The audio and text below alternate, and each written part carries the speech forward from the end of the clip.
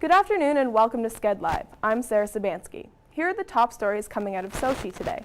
Canada's Dara Howell takes gold and Kim Lamar takes bronze in women's slopestyle freestyle skiing. They bring Canada's medal count to 9, putting us behind first place Norway. We go now to Angelica Sydney with a report from a local gym to get a glimpse at what some of our training Olympic athletes go through to prep for the Games. Angelica? The Athletic Training Center hosts many athletic disciplines.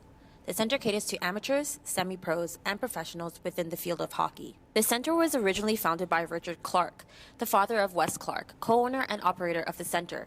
Richard Clark's passion to help aspiring athletes inspired him to start the facility. Well, my dad started for a passion for helping athletes get better and achieve their goals. The progression there, it's just been remarkable. From Matt Molson to John Tavares. The entrance walls of the Athletic Training Center are decorated with photographs of many other world-renowned athletes who have trained at the facility. Some of these athletes include P.K. Subban of the Montreal Canadiens and Kerry Weiland, former member of the 2010 U.S. Olympic hockey squad. One of the unique aspects of their training program is the cardiac conditioning segment. My zone is it's a unique brand, allows us to track all the metrics of every athlete that walks through the doors. Heart rate, calories burned, work effort. Strength and aerobic conditioning are not the only areas covered at the Athletic Training Center. The center also runs an intensive yoga program designed to balance the strength and bulk component of the athletic training. So yoga's been around for a very long time, but just recently athletes have really started to embrace it because we see a lot of injuries, difficulty with range of motion because they're training so hard, they're getting really muscular, but then their range of motion is decreased because they're not doing the stretching portion, which is really important. So they start to feel like they can move with more ease once they start doing yoga. The physical benefits of a yoga routine is not the only thing gained by the center's athletes.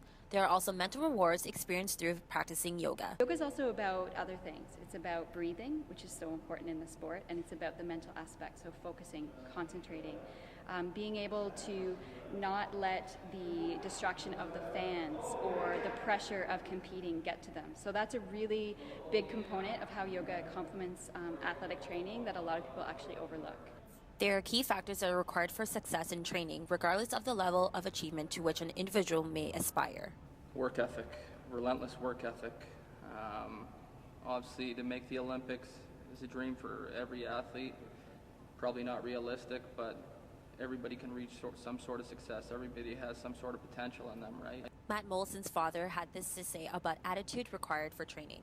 So what I'd say to everybody out there is the key is make sure that they're having fun and just working as hard as they can, and that's what will get them there.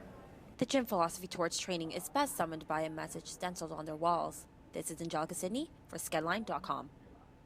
Looking ahead at events later this week, on Thursday, Christine Nesbitt defends her gold medal from Vancouver in speed skating. Sidney Crosby leads the men's hockey team against Norway, also on Thursday. And the women's hockey team faces off against the Americans tomorrow. Shannon Zabados expected to be in net for Canada.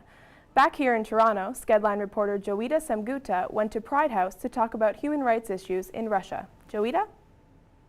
The Winter Olympics and gay rights came together on Friday night as people gathered for the chilly launch of the Winter Games Lounge at Pride House TO.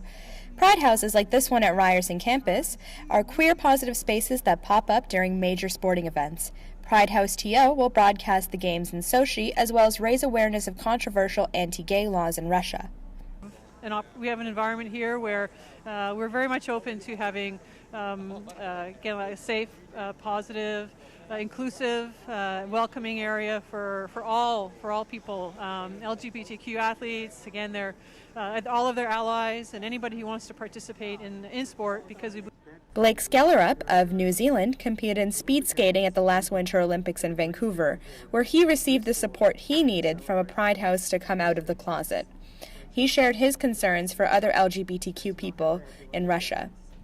definitely something that a country as large as that should be doing in today's society. It's unfortunate that the Olympic Games is taking place in a country that has chosen to take this stance, but in the other instance, it allows the Olympic Games to offer an education and be that moral high standard that educates the Russian government and the Russian people on the diversity and the different cultures and all about our human race that makes up who we are in any instant.